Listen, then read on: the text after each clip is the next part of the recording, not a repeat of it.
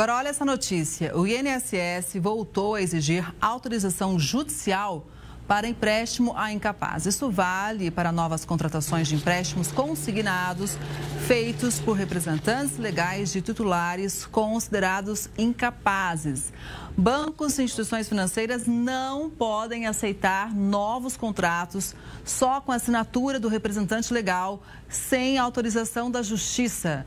Os consignados contratados antes da nova norma não serão anulados. Mas para analisar essa mudança, a gente faz conexão agora com o professor da FGV Direito Rio, Luiz Lopes Martins. Professor, boa tarde, seja muito bem-vindo. Boa tarde, é um imenso prazer estar aqui novamente. Como é que o senhor avalia essa medida? E o prazer, obviamente, é o nosso também, doutor.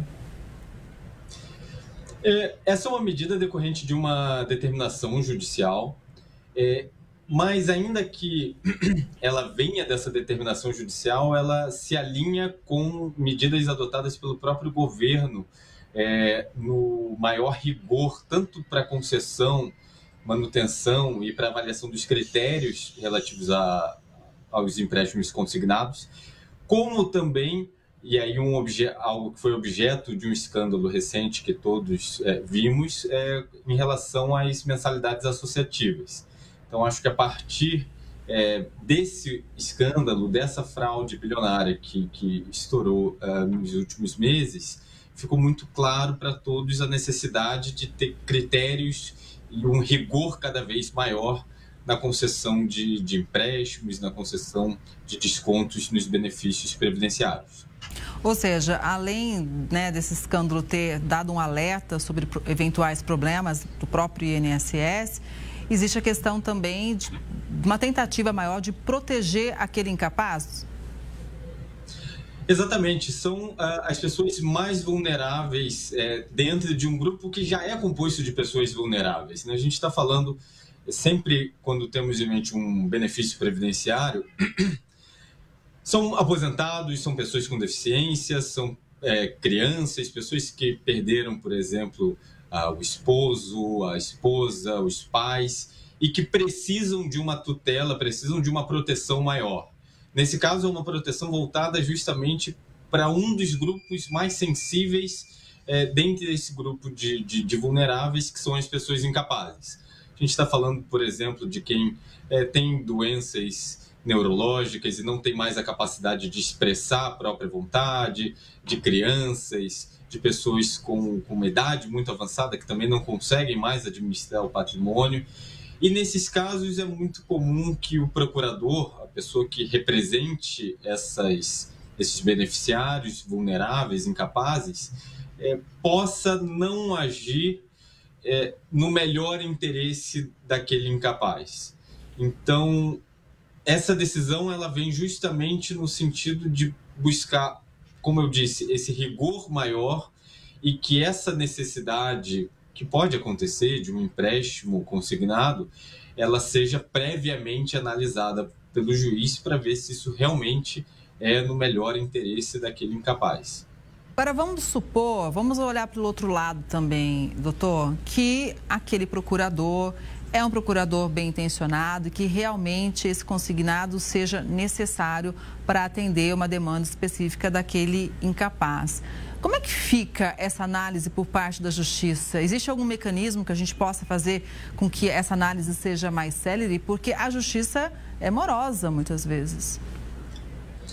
Sem sombra de dúvidas, a partir de agora, esse vai ser um processo mais lento. Esse é um conflito necessário, esse é um conflito que não existe uma resposta ideal, Por um lado, a busca por mais controle e preservar o direito desse aposentado incapaz. Do outro, esse maior controle sempre vai exigir um trâmite burocrático um pouco maior.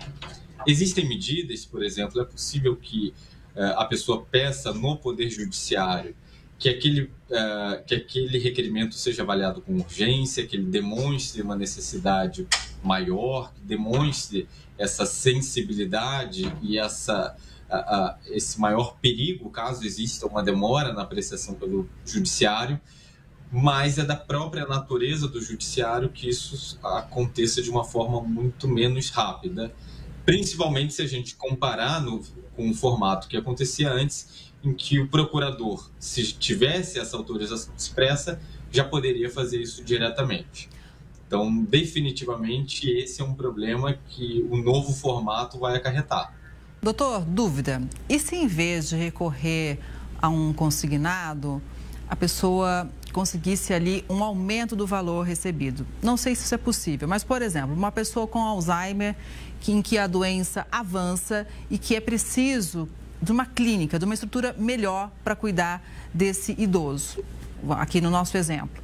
É possível conseguir um aumento do valor recebido ou não existe nenhum dispositivo legal sobre isso?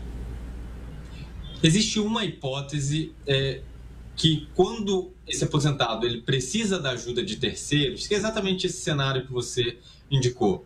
Ele tem uma limitação de mobilidade, ele precisa de outras pessoas para fazer compras, para cuidar das necessidades mais básicas. Nessa hipótese, existe uma previsão em que o benefício pode ser aumentado em 25%. Nesse caso, inclusive, esses 25% podem até superar o próprio teto do INSS. Mas esse acréscimo de 25%, ele só é permitido caso a pessoa seja aposentada por invalidez. Por exemplo, se a gente estiver falando de uma aposentadoria regular, por idade, aposentadoria por tempo de contribuição ou qualquer outro benefício, isso não é possível. Até foi um tema que foi julgado pelo STF, muitos aposentados e muitas associações entendiam que seria mais justo que essa possibilidade de aumento de 25% fosse estendida a todos os casos, mas a decisão da Corte foi no sentido de que realmente essa é uma opção restrita unicamente à aposentadoria por invalidez. De qualquer forma, é uma informação que muita gente talvez possa desconhecer, então é importante a gente ter trazido aqui. Doutor, muito obrigada, viu, pela análise, uma ótima semana, até a próxima. Boa semana a todos, imenso prazer, boa tarde. Boa tarde.